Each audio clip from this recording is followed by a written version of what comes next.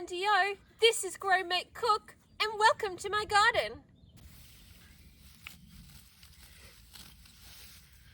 For a lot of people, last weekend, the Easter long weekend, is people's first chance to really get out into the garden and do things. Spend some time looking around, assessing where you've actually got the free time after work to go and spend some good quality garden time. Now, if you, like a lot of people, have realized that actually the garden isn't quite in the shape you'd like it to be in, fret not. There's still time.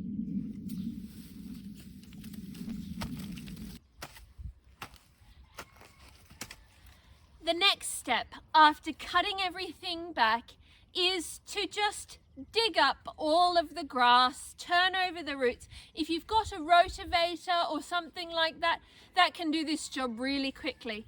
But in my heavy clay, now while it's quite wet, I think the easiest and quickest way to do a little patch like this is just by hand.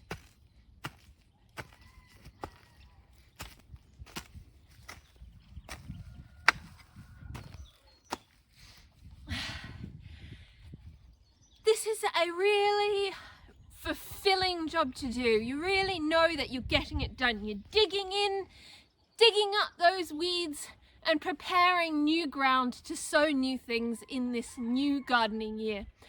And something that has been coming up quite a bit recently is this cost of living crisis that seemingly everybody is going through. Everything, groceries, petrol, everything is just getting really, really expensive. And vegetable gardening or planting fruit is a really good long-term strategy for saving money. And you don't have to spend a lot to get a vegetable garden going. So we're going to try this year to also drop some tips and tricks on how to get a garden going on a budget.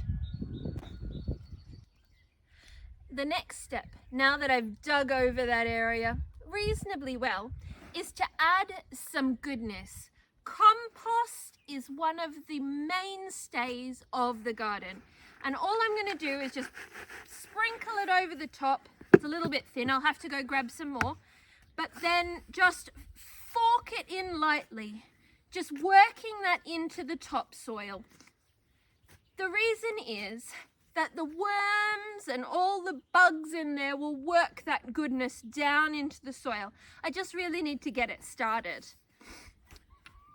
The really great thing about compost is that you can make it for free out of the leftovers, your garden clippings, bits of branches or whatever you cut. Grass clippings are great, food scraps, all of that stuff goes into a compost heap.